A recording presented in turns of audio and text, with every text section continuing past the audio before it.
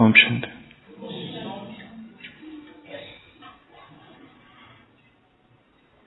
सत्य की एक किरण भी परिवर्तन के लिए पर्याप्त है। सत्य की एक चिंगारी भी जीवन को प्रकाश से भर सकती है।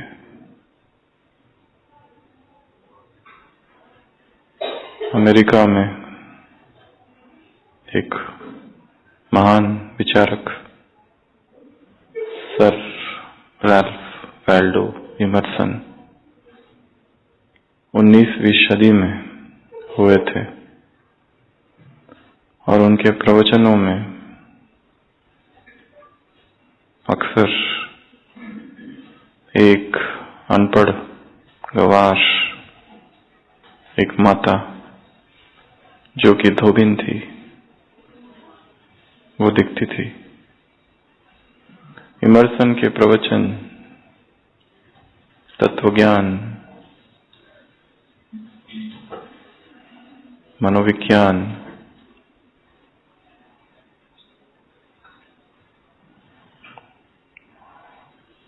गहन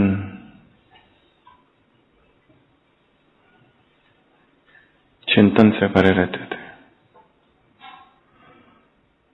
लोगों ने पूछा उस माता से कि तुमको इन प्रवचनों में क्या समझ में आता है? इतने डीप फिलॉसफी के प्रवचन, freedom, self reliance, over soul, कठिन कठिन शब्द उसमें, तुम्हें इनमें क्या समझ में आता है? उस माता ने कहा,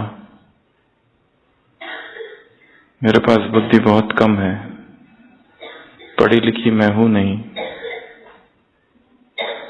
समझता मुझे बहुत कम है। मैं केवल इतना समझ सकी हूं कि एक बार जब मैंने पहली बार सुना कि प्रभु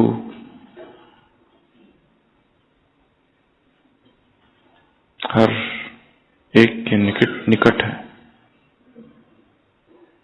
बस मुझे इतना ही समझ में आया कि चाहे कोई कैसा भी हो, अनपढ़ हो, गंवार हो, किसी भी जाति का हो, किसी भी देश का हो, कोई भी भाषा बोलने वाला क्यों ना हो, हर चेतना प्रभु के निकट है। बस मुझे इतना ही समझ में आया और इसी एक वाक्य ने मेरे जीवन को बदल दिया कि मैं भी उस परमात्मा के समीप हूं, मैं भी उस परमात्मा से दूर नहीं हूं। बस ये इतना ही मुझे समझ में आया है और इतना ही जीवन में उतर गया। मैं जो कुछ करती हूं, जो भी हूं, निरंतर ये ख्याल मन में समाया रहता है कि मैं भगवान के समीप हूं। सत्य की एक झलक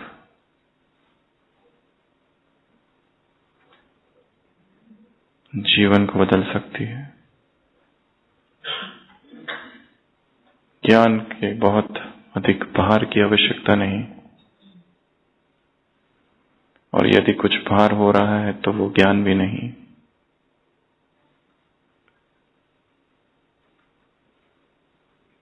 सत्य बिना अनुभव के अपूर्ण है। सत्य जब तक अनुभव नहीं बनता अधूरा है।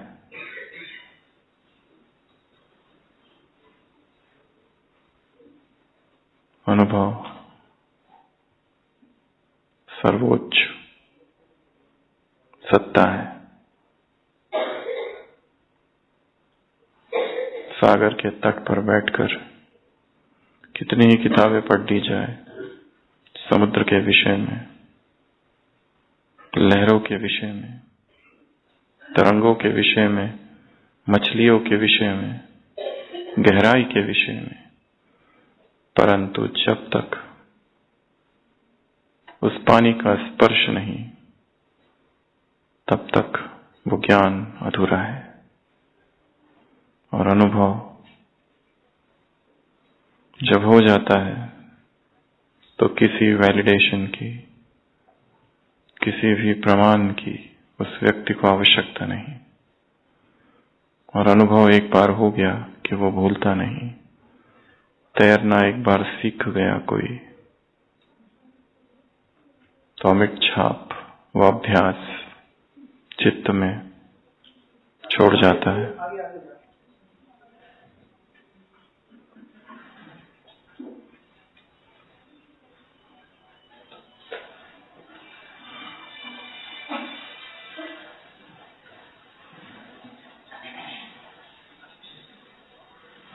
अनुभव का एक क्षण जीवन को बदल सकता है। अनुभव का एक क्षण जन जन की प्यास को मिटा सकता है, जन जन की प्रभु प्रेम की तड़प को शांत कर सकता है। अनुभव की एक बूंद चेतना को भर सकता है।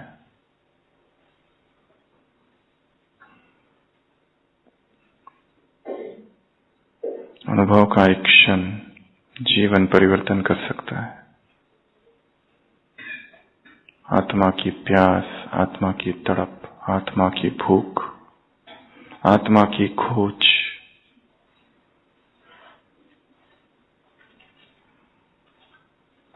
अनुभव में आके रुक जाती है। सुबह की अव्यक्त वाणी, क्या कहा बाबा ने? अनुभवी मूर्त।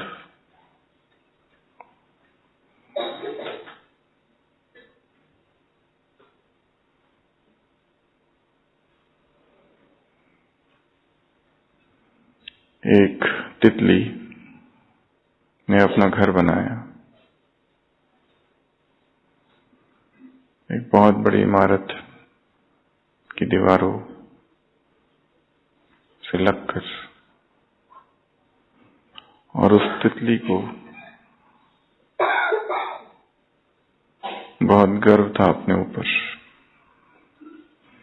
दूसरी तितलियों को देखती थी तो निंदा से भर जाती थी, उन्हें अज्ञानी करार देती थी हमेशा।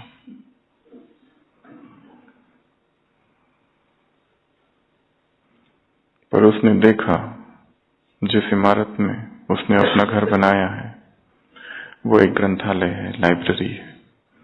और उस लाइब्रेरी में महान विचारक आते हैं जाते हैं, कवि आते हैं जाते हैं, लेखक आते हैं जाते हैं,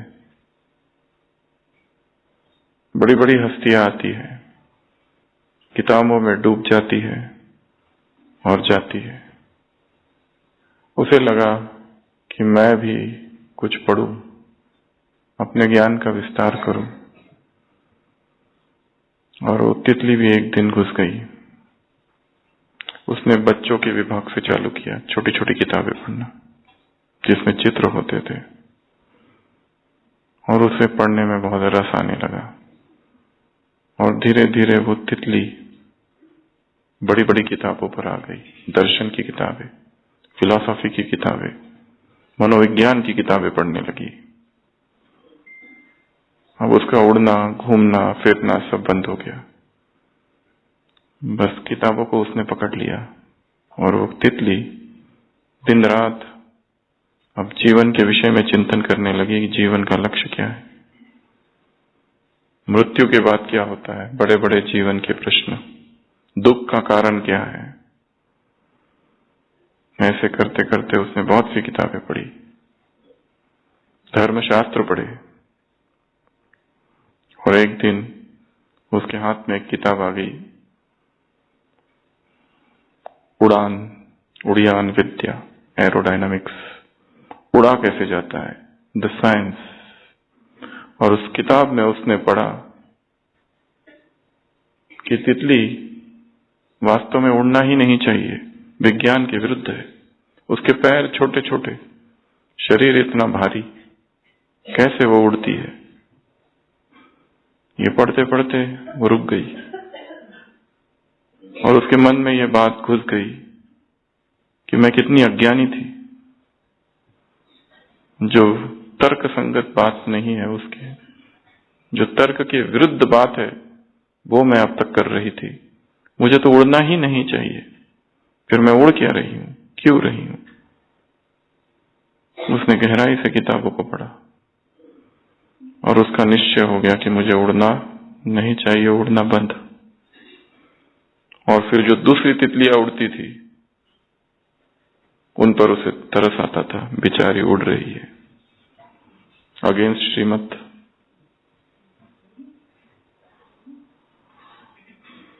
तरस पड़ता था उसको बाकी तितलियों को देखकर कि ये तितलियां उड़ती क्यों है, इन्हें एक जगह बैठना चाहिए। और वो एक ही जगह बैठी रही और किताबें पढ़ती रही। किताबें पढ़ पढ़कर उसके विचार बदलने लगे। और एक दिन सुबह का समय था और एक पक्षी ने उस पर झपटा मारा। शायद भूखा होगा और सुबह उसे नाश्ता चाहिए होगा। और जैसे ही उस तितली के ऊपर वो पक्षी आया, तितली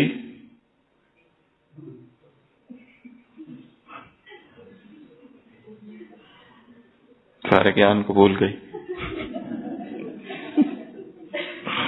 सारी किताबों को भूल गई। इतना गहन मनन चिंतन अध्ययन, एकांत में बैठ के जो विजुअलाइजेशन किया था, वो सब उड़ गया। थक से उड़ी और उड़कर किसी पेड़ की डाली पर बैठ गई, हांफने लगी और फिर शांत हुई।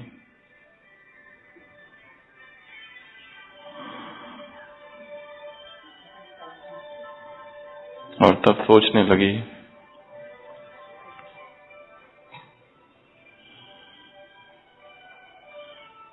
कि उड़ना तो मेरा स्वभाव है।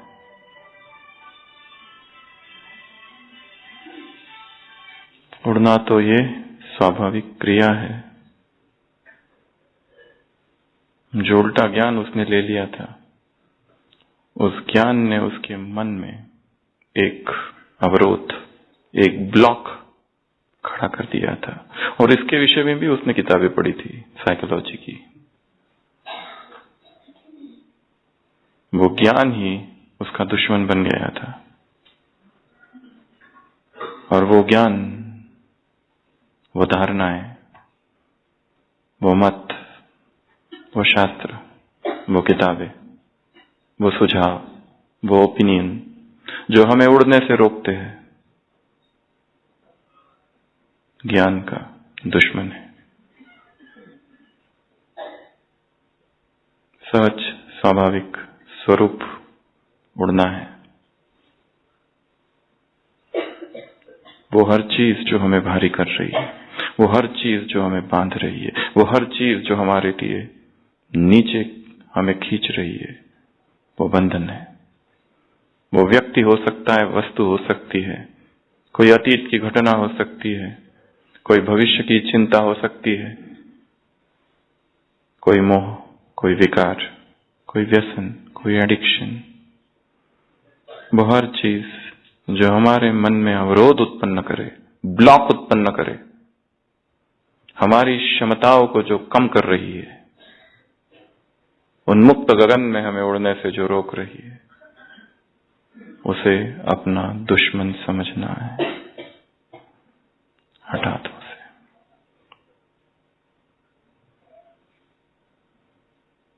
कोई धारणा ही है, कोई विश्वास ही है, कोई ज्ञान ही है जिसने ज्ञान को रोक रखा है। तो आज सुबह की अव्यक्त वाणी क्या कहा बाबा ने? किसको देख रहा है? कौन कौन किसको देख रहा है? रचयिता रचना को देख रहा है। कौन सी रचना? ये ब्राह्मण परिवार कैसा है? ये परिवार छोटा, प्रिय, श्रेष्ठ, न्यारा। इसमें से हरेक आत्मा कैसी है? विशेष। हरेक आत्मा के मस्तक पर क्या है? भाग्य का सितारा भगवान ने चमकाया है। हरेक आत्मा के मस्तक में भाग्य की लकीर स्वयं भाग्य विधाता ने खींची है। ऐसी आत्मा इस परिवार में है। ब्रैकेट में इसी परिवार में ब्राह्मणों द्वारा ही सारे हिसाब किताब चुक्त होंगे।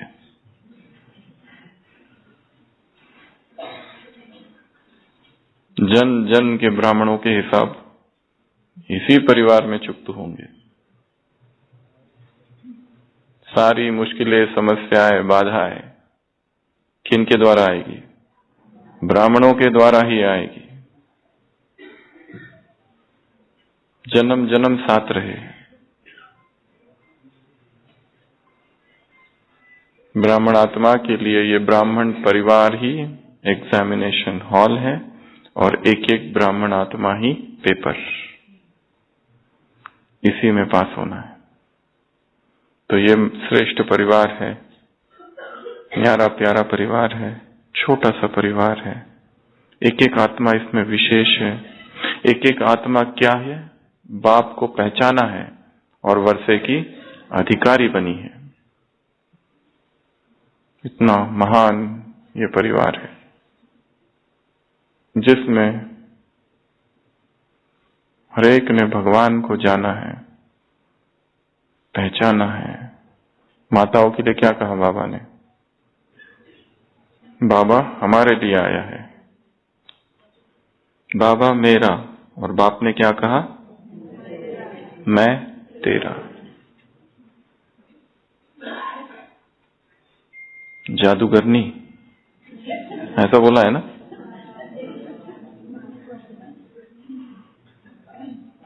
इस समय भगवान तुम्हारी मुट्ठी में है।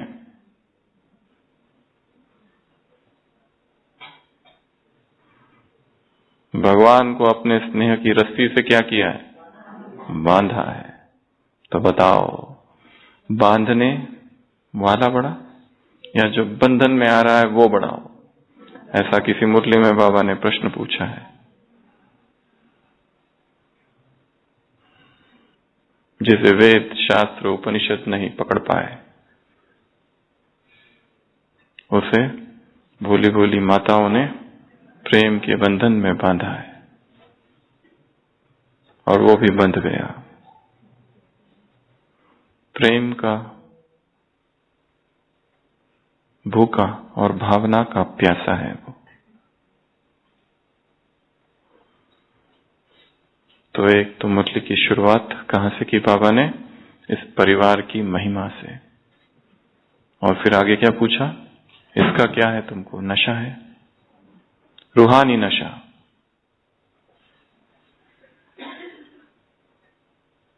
और अगर ऐसे ब्राह्मण बने हो तो वो कहां दिखाई देना चाहिए? कर्मयोग में। क्या चैलेंज करते हो दुनिया को? हम कौन है? कर्मयोगी जीवन वाले हैं। अर्थात सतत याद लक्ष्य है और जैसा लक्षण वैसे लक्षण, निरंतर, नेचुरल। 6 घंटा नहीं, 8 घंटा नहीं। याद कैसी हो? एक अविरल नदी की धारा की तरह। जो नदी होती है वो थकती नहीं और वो रुकती नहीं। उसका स्वभाव है बहना, उसका स्वभाव है प्रवाह। तो याद भी ऐसा एक प्रवाह है, एक नदी की तरह है जो बहता ही रहे। इसलिए किसी भी शास्त्र में मेडिटेशन के लिए जर्नी शब्द का प्रयोग नहीं किया गया है। ये एकमात्र राजयोग है जिसके लिए बाबा ने कहा ये है याद की यात्रा। यात्रा कहाँ? कल जहां छोड़ी थी अब उसको वहां से आगे ले जाओ। यात्रा में आगे आगे आगे बढ़ते जाना है। सतत प्रवाह, जीवन भी ऐसा सतत प्रवाह है, याद भी ऐसी एक सतत धारा है। सोचने की आवश्यकता नहीं क्या मिलेगा, याद से सुख मिलेगा नहीं, याद ही सुख है। धर्म से सुख नहीं, धर्म ही सुख है।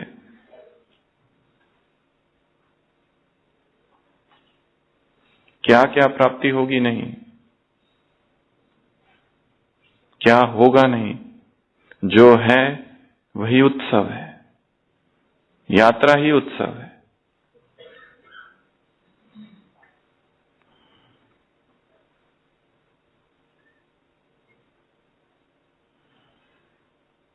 एक सेकंड, क्या करो एक सेकंड में? क्या कहा मुरली में?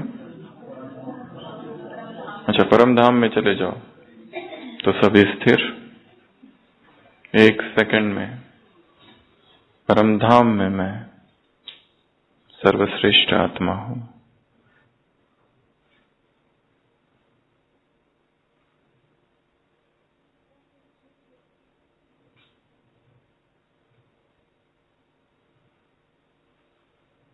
ज्ञान सूर्य की किरणों के नीचे,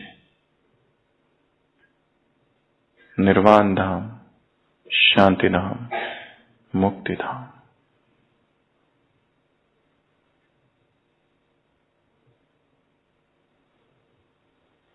हलचल नहीं, अचल।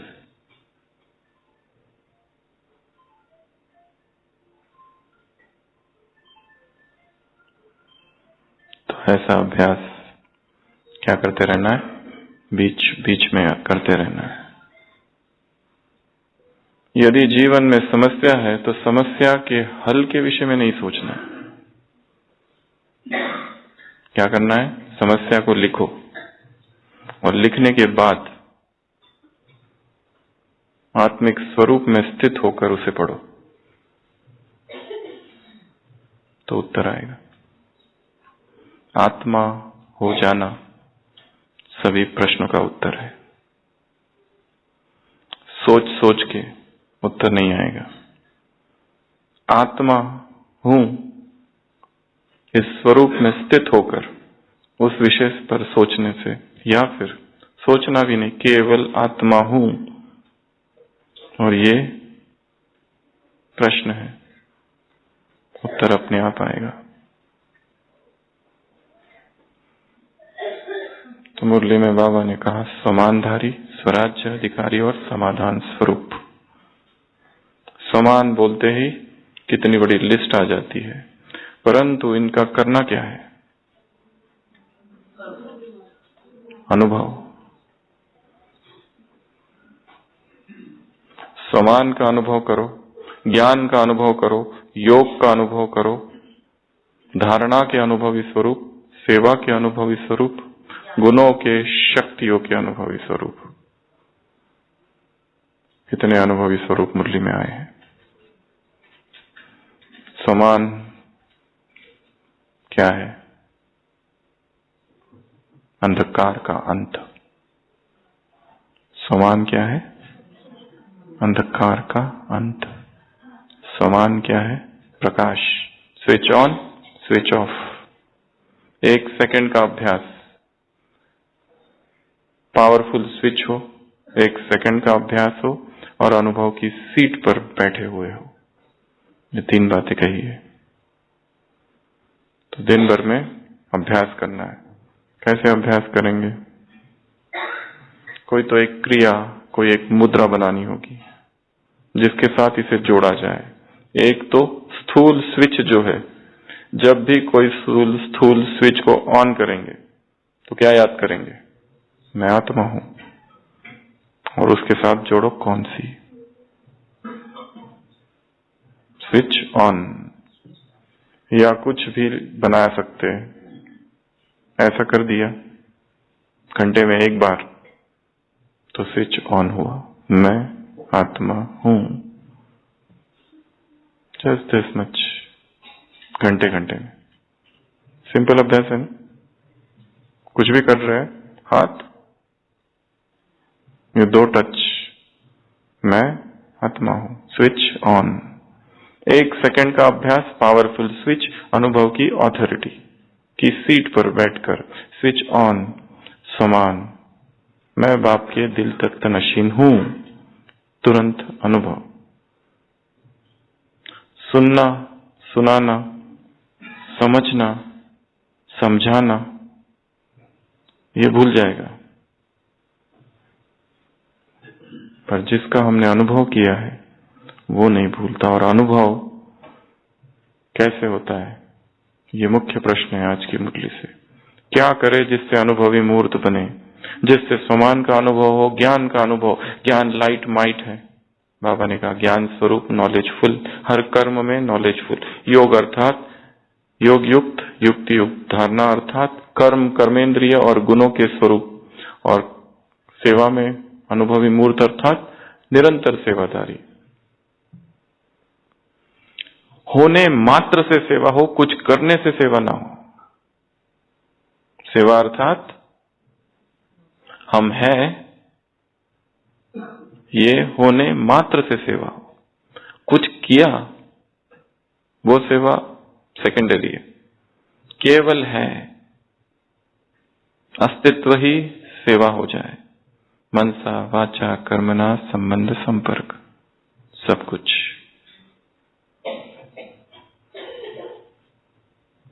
अनुभव के लिए क्या क्या कहा है मुरली में? 5-6 बातें हैं। कौन सी? अनुभव सबसे बड़ी ऑथोरिटी है।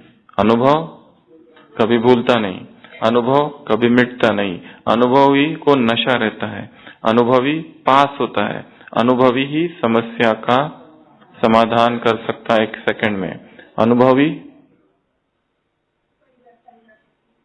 परिवर्तन कर सकता है। मुरली में क्या है?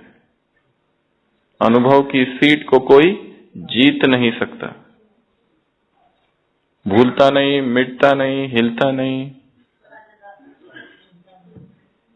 अनुभवी, जिसने अनुभव कर लिया है, सारी दुनिया उसके खिलाफ हो जाए पर उसका अपना अनुभव है कि यही सत्य है, तो अनुभव सबसे बड़ी ऑथोरिटी है।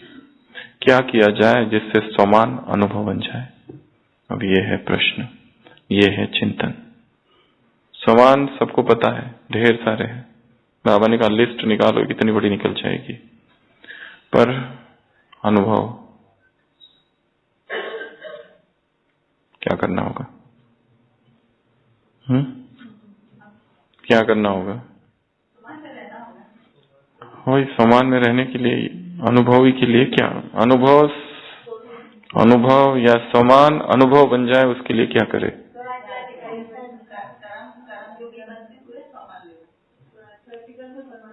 सबसे पहला प्रैक्टिस, अभ्यास। मुरली में स्लोगन में क्या कहा है आज? अटेंशन। क्या क्या? नंबर 1,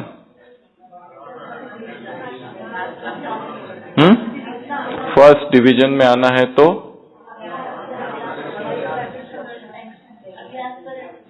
अभ्यास पर अटेंशन, बस ऐसा कहा है पूरा पूरा। प्रैक्टिस, किसी विशेषज्ञ ने कहा है, संगीतज्ञ ने, एक म्यूजिशियन ने कहा है, अगर मैं 3 दिन प्रैक्टिस नहीं करता हूं तो जो लोग मुझे सुनते हैं वो पकड़ लेते हैं कि गुरुजी आपने अभ्यास थोड़ा छोड़ा है। जो संगीत प्रेमी है और जो निरंतर सुनते हैं वो तुरंत पकड़ लेते हैं कि गुरुजी ने अभ्यास नहीं किया है। अगर मैं 2 दिन ना अभ्यास करूं तो मेरे जो शागिर्द है, शिष्य, वो पकड़ लेते हैं, और अगर मैं 1 दिन अभ्यास ना करूं तो संगीत के जो विशेषज्ञ है वो पकड़ लेते हैं कि आपने अभ्यास नहीं किया। और जहां तक मेरा अनुभव है तो मैं एक पल भी अगर अभ्यास ना करूं तो मेरे अंदर खाली खाली लगता है। सुबह उठता हूं तो ऐसा लगता है जैसे कुछ तो छूट गया है। सतत अभ्यास, निरंतर अभ्यास, कांस्टेंट प्रैक्टिस। तो ये भी अभ्यास ही है। जैसे वो अभ्यास पक्का हो गया है शरीर का, उसको क्या कहा बाबा ने? उल्टा अभ्यास। मैं देह हूं, देह का नाम कभी भूलता नहीं।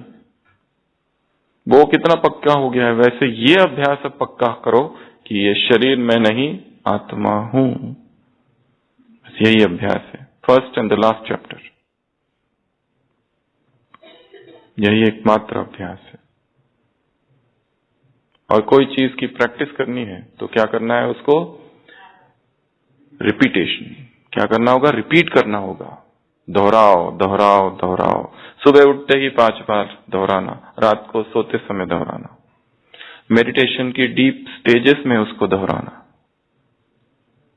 कोई भी चीज रिपीट रिपीट रिपीट, एक रिपीटेशन, एक अफर्मेशन और विश्वास के साथ। और सबसे बेस्ट समय है, अगर हमें कोई बात अपने अंतर मन में घुसानी है, अवचेतन की गहराई तक उसको पहुंचाना है। जैसे कोई व्यक्ति अपना डाइट बदलता है, अचानक नहीं होता है, उसे वो पॉइंट को गहन चिंतन से उस बात को बहुत डीप तक पहुंचाना होता है, ताकि वो उसका स्वभाव बन जाए, उसके मन का हिस्सा बन जाए, उसे वो स्वीकार कर ले कि यही मेरा भोजन है, ये नहीं। ये कार्य 1 सेकंड में भी हो सकता है, तो जीवन भर में भी नहीं हो सकता है, ये भी है। आदत बनने के लिए कितना टाइम लगता है? 3 दिन, 7 दिन, 21 दिन, 90 दिन, 120 दिन। अगर इस माइक में यहां करंट है, अगर हमने इस माइक को हाथ लगा दिया और भयंकर करंट लग गया, अगली बार लगाएंगे क्या? हाथ न लगाने की आदत को कितना टाइम लगा बनने के लिए? 1 सेकंड। अगर वो सेकंड इतना गहरा है, शॉक अगर है, तो आदत कितने देर में लगेगी? 1 सेकंड। हमने देखा है हॉस्पिटल में लोग दारू बीड़ी क्या क्या पीते रहते हैं, पर जिस दिन हार्ट अटैक आ गया और आईसीयू में एडमिट हो गए, ऐसा व्यक्ति जो कभी किसी के कंट्रोल में नहीं है, उसको उस बेड पर लेटे रहना पड़ता है और आज्ञा माननी पड़ती है, जिसने आज तक आज्ञा दी है सबको, जिसने आज तक किसी का नहीं सुना है, जो बॉस है, वो जब बिस्तर पर लेटता है और छोटी छोटी चीज के लिए उसे पूछना पड़ता है, तो अहंकार को ऐसी ठेस पहुंचती है और उसकी जितनी आदतें हैं वो उसी दिन से छोड़ देता है। पेशेंट्स को हम लोग हमेशा पूछते हैं, कोई व्यसन है क्या? वो कहते हैं हाँ पहले था, दारू वगैरह पीते थे, अभी तो छोड़ दिया। कब से छोड़ा? जब से एडमिट हुए ना सुबह, बस तभी से छोड़ा है। पर बताते ऐसे जैसे बहुत, अभी तो नहीं, बहुत पहले लेते थे, अभी नहीं लेते। कब से बंद किया है? जब से हॉस्पिटल में पहुंचे तब से बंद किया है। तो एक शॉक चाहिए, अनुभव कैसा हो? शॉक की तरह। प्रभु प्रेम का अनुभव कैसा हो, जिसमें अष्ट सात्विक भाव प्रकट होते हैं। अष्ट सात्विक भाव पता है? इसको पढ़ना, स्टडी करना, अष्ट सात्विक भाव क्या है। हायर स्पिरिचुअल स्टेजेस में अष्ट सात्विक भाव उत्पन्न होते हैं, 8 प्रकार के इमोशंस। 1-2 आपको बता रहे, आंखों से आंसू बहना, पूरे शरीर में कंपन, थर थर थर थर हाथ कांपने लगना, पूरे शरीर में क्या कहते हैं उसको, रोंगटे तो नहीं कहते, सिहरन होना। ये 3 है 8 में से। अष्ट सात्विक भाव जहां प्रकट होने लगते हैं, अचानक व्यक्ति अशरीरी होता है। सबसे गहरा अगर अनुभव होगा वो शरीर के तल पर प्रकट होगा। कोई गीत सुना और ऐसा सुना कि आंसू बहने लगे, धड़कन बढ़ जाना, धड़ धड़ धड़ धड़ धड़ धड़। शरीर पर जो प्रकट हो वो अनुभव, मन के मन में रह जाए वो अनुभव नहीं। जितना अनुभव गहरा होगा वो शरीर के तल पर प्रकट होना चालू होगा। तो डीप एक्सपीरियंस के लिए क्या चाहिए? डीप शॉक, डीप एक्सपीरियंस के लिए क्या चाहिए? रेपिटेशन, दोहराव। डीप एक्सपीरियंस के लिए क्या चाहिए? मौन। इस मुरली में कहा है अनुभव के सागर में समा जाओ। डीप एक्सपीरियंस के लिए क्या चाहिए? एकांत। डीप एक्सपीरियंस के लिए क्या चाहिए? अंतर्मुक्ता। डीप एक्सपीरियंस के लिए क्या चाहिए? रात को सोते समय या जब भी बेड पर लेटे हैं उस समय जो चिंतन हम करते करते सोते हैं, चाहे दोपहर में या रात को या कभी भी, वही सारी बातें सबकॉन्शियस में जाती है। सबकॉन्शियस को एक्सेस करना बहुत कठिन है। सबकॉन्शियस तक मन विचार जाते नहीं है। ऊपर आओ, घूमो फिरो, सबसे बात करो, ये सब ऊपर ऊपर रह जाता है। पर अगर किसी ने ऐसी एक चुभने वाली बात कह दी, वो कहां जाती है? सीधा अंदर। दिन भर 100 लोगों ने मिलकर आके तारीफ की, वो सब भूल गया और एक ने ही निंदा की, बस वो कहां जाती है? सीधा सबकॉन्शियस। ना कोई विजुअलाइजेशन किया, ना कोई अभ्यास किया, ना कोई प्रैक्टिस, ना रात को सोते समय ना सामान लिया, कुछ नहीं लिया, सीधा आर पार चली गई। ये अपने आप हो गया। और इतना सामान ले रहे, मैं आत्मा हूं आत्मा, वो पता नहीं कहां जाता है। किसी आश्रम में 2 शिष्य झगड़ते हैं और भयंकर लड़ाई हो जाती है दोनों में। गुरुजी के पास आते हैं, कहते हैं कि पहले इसने चालू किया।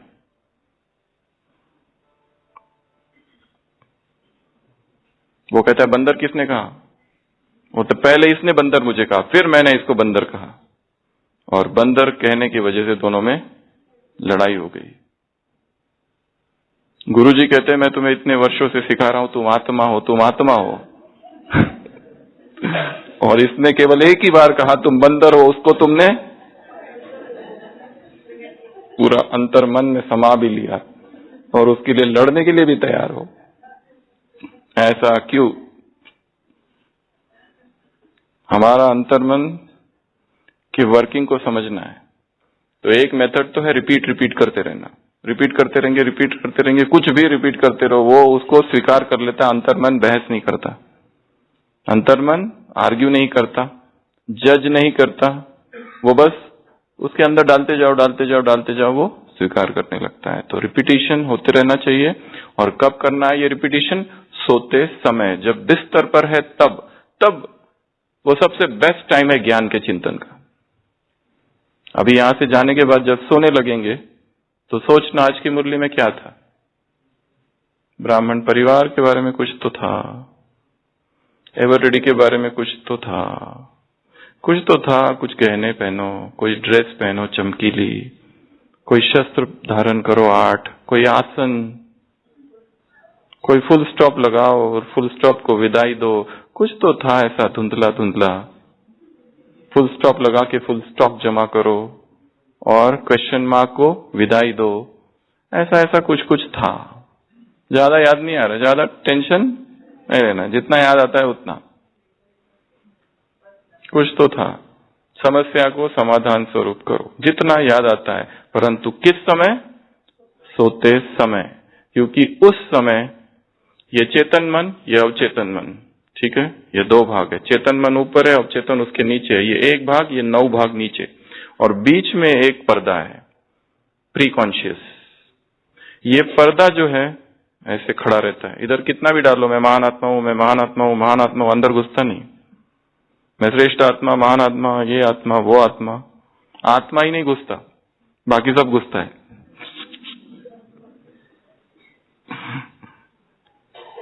सोते समय यह ऐसे थोड़ा सा ऊपर उठता है पर्दा,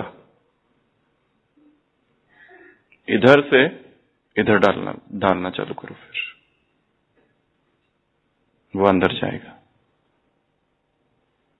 एक तो सोते समय का समय, या फिर सो नहीं रहे पर बिस्तर पर लेटे हैं वो भी समय, या फिर सुबह उठने का तो है ही, और जो तो योग करते ही है, पर उसमें समान से ज्यादा योग के लिए भागते हैं, वो दूसरी बात है। मेडिटेशन की स्टेजेस में, डीपर स्टेजेस ऑफ मेडिटेशन में उसको रिपीट करना, ठीक है। और एक अभ्यास मिरर मेडिटेशन, आईने के सामने बैठना, देखना उसको और अपने आप से बात करना, देखते रहना। यहाँ पर इसमें ही सारा खेल है, सारा पार्ट यहाँ पर है। सतयुग, त्रेता, द्वापर, कलयुग, पूरा 84 जन्म, 8, 12, 21, 42 और 1, 8, 12, 21, 42, 1, 84, 5000 वर्ष, 5 युग, 84 जन्म, सब कुछ यहाँ है। मिरर में देखते रहना।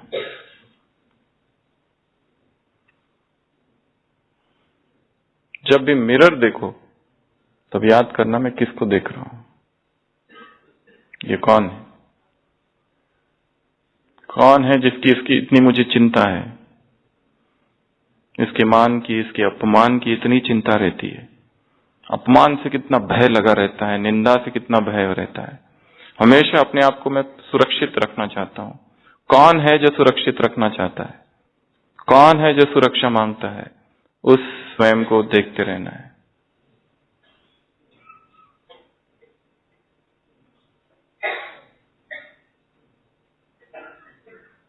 Mirror meditation.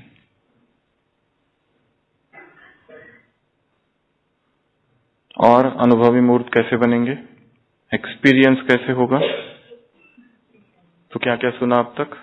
रेपिटिशन, मौन, एकांत, अंतर्मुक्ता, शॉक, शॉक, शॉक चाहिए, झटका, सीधा अंदर जाता है फिर एक्सपीरियंस। उसके बाद में रात को सोते समय या बेड पर लेटे हुए जो चीज हमें धारण करनी है, चाहे वो ब्रह्मचर्य है, तो लेटकर सोते सोते सोचो, मैं ब्रह्मचारी आत्मा हूं, मैं महान आत्मा हूं, मैं परम पवित्र आत्मा हूं, पवित्रता मेरा स्वरूप है, पवित्रता मेरा समान है, पवित्रता श्रृंगार है, पवित्रता मुझे बहुत प्रिय है। छोटा छोटा जो हमको जितना छोटा हो उतना अच्छा, वो वाक्य पर लेटे हुए। अगली मेथड है प्रकृति। प्रकृति के सानिध्य में जाकर जो चीज हमें धारण करनी है उसका चिंतन करना है, जो हमें बनना है उसका चिंतन करना है। वो कुछ भी हो सकता है, अनुभवी स्वरूप, कोई एक सोमान, छोटा सा सोमान, उस एक ही सोमान के साथ प्रकृति में जाके बैठना है और ज्यादा खींचातान नहीं, जैसे आता है, जो विचार आते हैं आने दो। मैं सहज योगी हूं, सहज योग, योग ही जीवन का लक्ष्य है, जैसा लक्ष्य है वैसे लक्षण है। मैं अखंड योगी हूं, अचल योगी हूं। जितने छोटे वाक्य हो, सिंपल हो, अपनी भाषा में हो, उतने वो प्रभावी है। तो कहाँ चिंतन करना है? प्रकृति के सानिध्य में, या बाबा के कमरे में बैठकर, या फिर छत पर, या फिर चलते फिरते। जो चलते फिरते चिंतन किया जाता है वो जो अधिक शक्तिशाली होता है। एक होता है बैठ के पढ़ना, वो थोड़ा कम, बुद्धि भटकती है। तो अनुभवी मूर्त बनने के लिए क्या करना पड़ेगा? प्रकृति का सहारा लेना। अगली विधि और क्या करें जिससे सबकॉन्शियस में एंट्री हो जाए? ऑर्डर मेथड, डिक्री मेथड कहते हैं इसको। अपने माइंड को ऑर्डर करो, हे मन यहां पर स्थिर हो जा। अपने आप को ऑर्डर करो कि आधे घंटे तक मैं बैठूंगा बिना हिले डुले। ऑर्डर करो उंगलियों को, हिलेगी नहीं अब, लॉक। ऑर्डर करो जब तक ये मुरली पूरी नहीं पढ़ लेता तब तक मैं हिलूंगा ही नहीं। माइंड को ऑर्डर करना, स्टैच्यू, ये अभ्यास करना है। मन भागने का काम करता है। मन का स्वभाव क्या है? इधर भागू उधर भागू, ये पढ़ू वो पढ़ू। एक मुरली पढ़ते हैं तो उसके बीच में कितने डिस्ट्रैक्शंस आते हैं, फोन, मैसेज। क्यों मुरली याद नहीं रहती है? क्यों हम पूरा नहीं देख पाते उसको? टुकड़े टुकड़े में पड़ी रहती है वो, इधर का टुकड़ा इधर टुकड़ा, क्योंकि एकाग्रता कम है। तो सबकॉन्शियस तक जाने की विधि है कंसंट्रेशन ऑफ माइंड। सबकॉन्शियस तक जाने की विधि क्या है? ऑर्डर करो माइंड को। जब लगे कि योग से अभी उठना है, उसको ऑर्डर करो 3 मिनट्स मोर। क्या बोलना उसको? 3 मिनट, 3 मिनट के बाद अब भी नहीं। जब लगे इतनी ज्यादा भूख लगी, डिक्री मेथड कहते हैं इसको। यदि है सबकॉन्शियस तक पहुंचने की, बोलना, डिस्कशन करना, चर्चा करना, ज्ञान को बढ़ाना उसके विषय में। अगर अमृत वेला उठना है तो केवल संकल्प से काम नहीं होगा। अमृत वेले की किताब है यज्ञ में, हरे रंग की, उस किताब को लो और पढ़ना चालू करो, रोज रोज रोज रोज रोज। और कोई एक अवार्ड अपने लिए निश्चित करो कि अगर कल मैं अमृत वेला करता हूं तो मेरे लिए ये अवार्ड है। वो किताब, वही किताब पढ़ते रहना, दूसरा पढ़ना ही नहीं कुछ। उसके बारे में ज्ञान बढ़ाना, उसके बारे में डिस्कशन करना, उसके बारे में पूछना।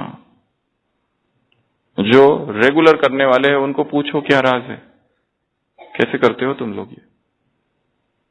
कोई विशेष भोजन की धारणा यदि करनी है, जो कर रहा है उससे पूछो। भयंकर मनोबल की आवश्यकता है, स्ट्रॉन्ग विल पावर। तो सबकॉन्शियस तक पहुंचने की एक विधि क्या है? Will power, confidence, self confidence. मैं कर सकता हूं, भगवान ने कहा है। पांडवों के लिए क्या कहा बाबा ने? विजयी पांडव। ये भूलना नहीं, पांडवों के साथ कौन है? पांडव पति है। पर ये ना भूलना, यही पांडव जिनके साथ भगवान था शुरुआत से अंत तक। सबसे ज्यादा समस्या किसके पास थी? पांडवों के पास ही, बचपन से लेके तो अंत तक। इसलिए पांडवों ने ये नहीं कहा ये हमारे साथ ऐसा क्यों हो रहा है। भगवान साथ था उनके, बस खांडव प्रस्थ दे दिया गया, इंद्रप्रस्थ बना दिया उसको। जो जो कुछ हुआ, जहां परमात्मा छत्र छाया है वहां पर कल्याण ही होगा। वो भीम को शहर दे दिया, 100 हाथियों का बल निकल निकला गंगा से बाहर। तो पांडवपति के साथ विजयी पांडव है, पांडवपति साथ है। माताओं से बात की, पांडवों से बात की, मधुबन निवासियों से बात की। क्या कहा? मधुबन निवासी नहीं, मधुबन की रौनक के विषय में कहा। मधुबन में सबसे बड़ी प्राप्ति कौन सी है? सहज योग, स्वतः योग। आते ही मधुबन से क्या क्या प्राप्ति है? मधुबन एक ना वो है, सक्शन मशीन होती है ना, सक कर लेता है, खींच लेता है टेंशन को। यहां आते ही वैक्यूम क्लीनर क्या करता है? टेंशन खत्म हो जाता है एक। तो इसके विषय में कल लिखना। क्या लिखेंगे? मधुबन से होने वाली कितनी? 108 प्राप्तियां। कितनी प्राप्तियां? 108, केवल 108 ओनली। आते ही एकोमोडेशन, आते ही ठंडा गरम, ठंडा नहीं सॉरी आते ही टोली, भोजन, यात्रा भोजन, ट्रांसपोर्ट, कितने सारे पॉइंट्स है, एक के बाद एक के बाद एक के बाद। ब्राह्मण परिवार से मिलना, योग का अनुभव, ज्ञान का अनुभव, मधुबन की मुरली, मधुबन की सेवा, मधुबन का आंगन, मधुबन के डिपार्टमेंट, मधुबन निवासी, मधुबन का श्रृंगार, मधुबन का 18 जनवरी, मधुबन की सजावट, मधुबन का वायुमंडल, मधुबन के फोटो, मधुबन की लाइटिंग, कितनी सारी बातें। मधुबन की पालना, मधुबन का प्यार, मधुबन का सहयोग, मधुबन में किया हुआ योग, मधुबन में की हुई सेवाएं, मधुबन में आई हुई धारणाएं, मधुबन में आते ही जीवन में हुआ परिवर्तन, मधुबन में आए निकले हुए आंसू, मधुबन में दादियों की पालना, दादियों की क्लासेस, वरिष्ठ भाई बहनों की पालना, वरिष्ठ भाई बहनों की क्लासेस। मधुबन को याद करते रहना। मधुबन को याद करना अर्थात मधुबन क्या है? भगवान का, मधुसूदन का है, दिव्य फरिश्तों का ये मधुबन शिव बाबा को प्यारा। तो ये भी एक अभ्यास है, किसी ना किसी रीति से मन को, एक विधि ये भी है सबकॉन्शियस तक पहुंचने की, ऐसे ऊंचे वाइब्रेशन के स्थान पर चले जाना। जब मन डिस्टर्ब हो, क्या करना है? उस स्थान को चेंज करो, कहीं और चले जाओ, प्रकृति के सानिध्य में, किसी मंदिर में या कोई अगर सेंटर है या समय नहीं है वहां जाने का, ऐसा समय नहीं है कि जहां उस समय नहीं जा सकते तो कहीं और, संसार में श्रेष्ठ वाइब्रेशंस वाले बहुत स्थान है, कहीं पर भी चले जाओ, पर स्थान को चेंज करो तो मन चेंज हो जाएगा। दृष्टिकोण बदल लो तो सब बदलेगा। समस्या समाधान स्वरूप बाबा ने कहा, एक व्यक्ति देख रहा है यहां से रास्ता नहीं दिखाई दे रहा है, दुखी हो गया, रास्ता नहीं है, थोड़ी देर के बाद देखता है एक रास्ता वहां से जा रहा है, दृष्टिकोण दृष्टि बदल दी, समस्या का समाधान मिल गया। ऐसे कैसे समाधान? स्वरूप आत्माओं को ऐसे, स्वराज्य अधिकारी आत्मा को ऐसे, समानधारी आत्माओं को, अनुभवी मूर्त आत्माओं को ऐसे, ब्राह्मण आत्माओं को, श्रेष्ठ आत्माओं को, न्यारे प्यारे परिवार में रहने वाली आत्माओं को, संपन्न आत्माओं को ऐसे, मधुबन निवासियों को ऐसे, पांडवों को, विजयी पांडवों को, पांडव पति जिनके साथ है ऐसे पांडवों को, ऐसी जादूगरनी माताओं को, ऐसी जिनको बाबा को, मेरे लिए बाबा है जो उनका सम्मान है, ऐसी ऐसे बाबा, मैं बाबा का बाबा मेरा, ऐसे ऐसे सेकंड में परमधाम जाने वाली आत्माओं को, ऐसे सेकंड में ड्रिल करने वाली आत्माओं को, अचल रहने वाली आत्माओं को, हलचल में न आने वाली आत्माओं को, ऐसे तू मेरा ते मेरा, और कर्मातीत, स्विच ऑन स्विच ऑफ करने वाली आत्माओं को, पावरफुल स्विच वाली आत्माओं को, ऐसे समान के प्रकाश से अंधकार को, देहभान भिन्न भिन्न प्रकार का देहभान है उसको मिटाने वाली आत्माओं को, ऐसे देही अभिमानी आत्माओं को, आत्माभिमानी आत्माओं को, ऐसे समाधान स्वरूप आत्माओं को, ऐसे श्रेष्ठ आत्माओं को। मुरली का बताना, बस हफ्ते भर का मत बताओ। ऐसे अनुभवी हो गया, विघ्न विनाशक, विघ्न प्रूफ, अटेंशन वाली आत्माओं को, ऐसे